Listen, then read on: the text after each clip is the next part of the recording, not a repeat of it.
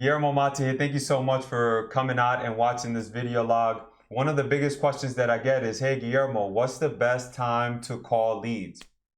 And so in this video, I'm going to go ahead and answer that for you. We're going to dive into some graphs. I'm also going to show you the phrases that you want to use, the phrases that you don't want to use on a call, and acknowledging when you have a successful call on the line, okay? A successful lead on the line, all right? Now, the reason I wanted to make this video is because, as you know, on January 23rd, we have the webinar, but I felt the need to educate you further. And in general, when I create these video logs, I make them to educate you. But in this scenario, we've had Call Lightning on the way that's coming next week, Thursday. I wanted to put this together to educate you so you fully understand this problem that we're looking to solve here. And hopefully by the end of this video, you understand what I'm talking about, okay? So let's start with this first screenshot here. So make sure you're calling at the best times. As you know, when it comes to closing a prospect, timing is everything, right? Cold calling your prospects at the right time can make the difference between it being successful and it bombing. And I'm going to show you some real legit data coming from a company by the name of GONG, okay?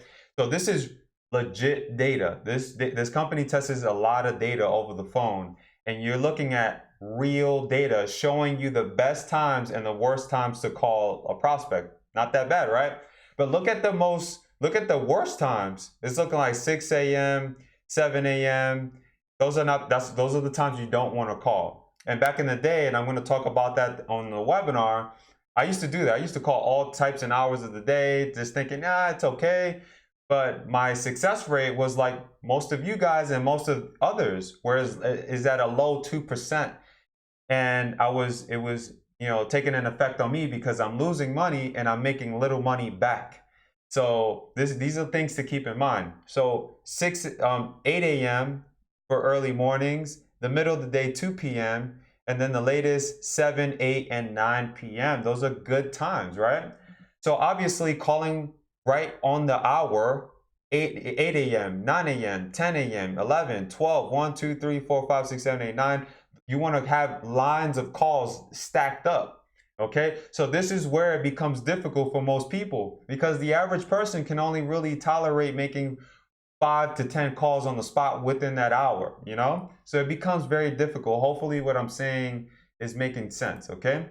So let's start with another, being positive on the call, all right? Begin your call on a positive note. Starting a call on an upbeat and exciting note can set the foundation for how the call will play out, okay?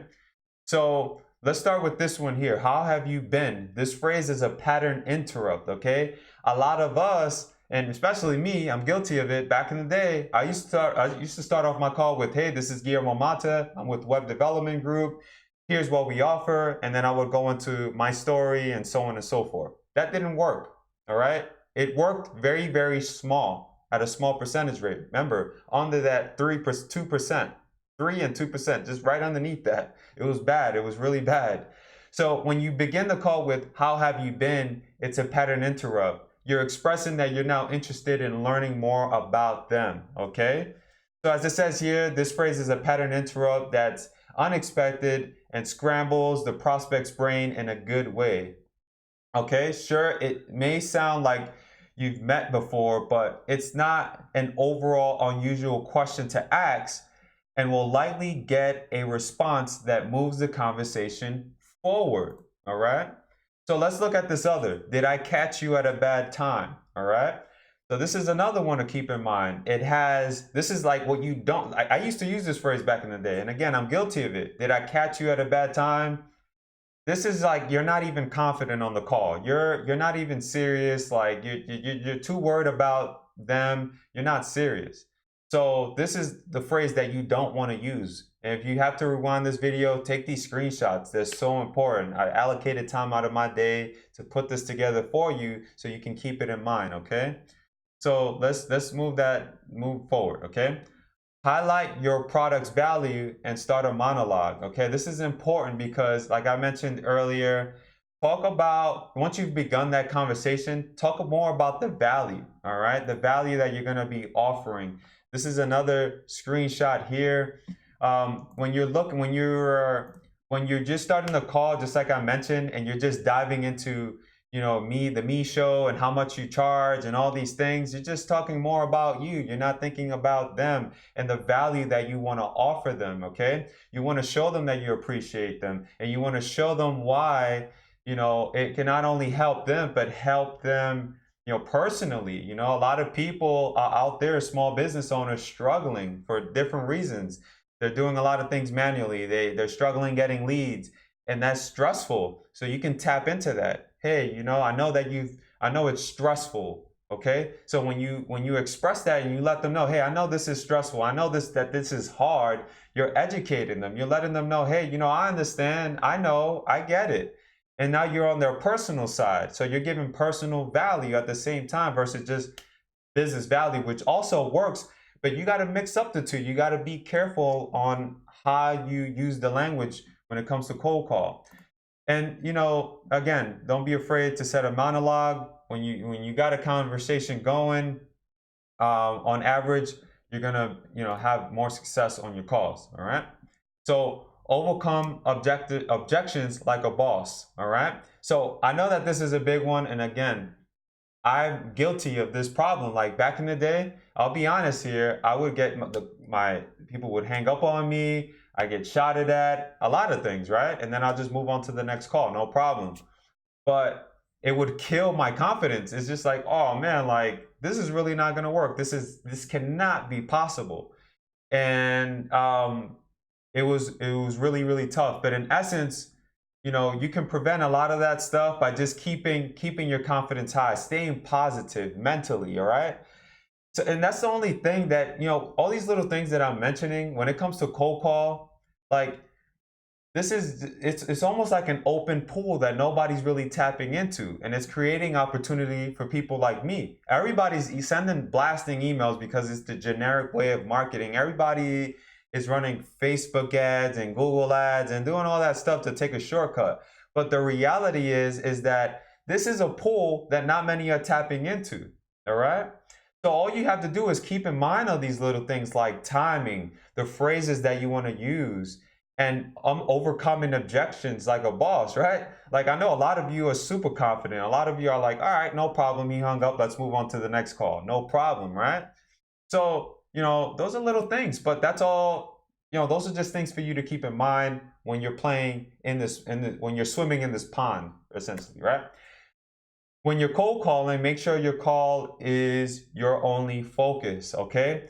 And again, I'll go back to me. Like back in the day, I would call one lead and then I would have another that I would be thinking about because I know that they need such and such, right?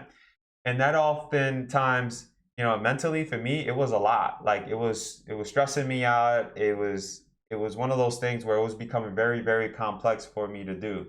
So what I decided to do is make one lead my focus and make sure I understand as much as I can about that lead. And then I will go ahead and call them and take action and move on from there, okay? And that felt better. It was less stressful on me and made the process even easier for me. Keep asking questions on the call. When you ask questions, the right questions, like how long have you been in business? What are some of the things that you're struggling with now? And just, continuing on from there, it makes life a bit easier on their side because you're letting them know just using questions alone that you are serious. You want to learn more about them, and you really are. You should be. You should not be getting on a call because you're just looking to close. You have these movies nowadays or movies back in the day. I forget the name of it, but there was one guy that said, hey, you should always be closing, and you're just calling people all the time. But the reality is that that's a movie, and in reality it doesn't work like that. You need to express real interest. Where energy goes, everything goes, and that saying is true. So you have to keep these little things in mind. All right. So this is a big one that I get, and this is going to be a part of the presentation as well. And I'm going to elaborate more on the webinar. But when to understand that you have a successful call. All right. Usually calls that go past 3 minutes or 5 minutes plus, that's a successful call. All right. That's a call that is in the bag already, no problem. And I'm going to wink at that and wink at you and cough because this is something for you to keep in mind. Keep these little things in mind So when the next time you make that call, you know, you understand, all right, this call went past 3 minutes. I got this one in the bag. Let's keep the conversation going. Let's keep asking questions. Now you understand. Okay, so hopefully I've given you a lot of value here. This is just a little bit of what's coming January 23rd, 2 p.m. Eastern time. As you know, we have call lightning on the way. A lot of what you just seen today is what it takes to, you know, do these traditional cold calls over the phone, you dialing the numbers. You know, we've learned a lot. We've tested a lot of tools out there, and there wasn't anything out there that really focused on what we wanted it to do. You know, we take the non-traditional approaches here, and we finally built a solution that's going to allow you to dial, not just dial hundreds of people, but create real-time calls when someone fills out a form. It allows you to track and lots more. I don't want to dive too much into it because, you know, at the end of the day, this is not going to be public. It's going to be released exclusively to our members only. This is not going to be seen on any market. We will not be putting this out there like that. This is for our group, our small group, and that's pretty much it. All right, so hopefully you got value on this video log. This is more like a training video, but you know, that's pretty much it. Don't forget to smash that thumbs up. Drop your comments down below. Let me know your thoughts. And I look forward to seeing you on the webinar. I'll speak to you soon.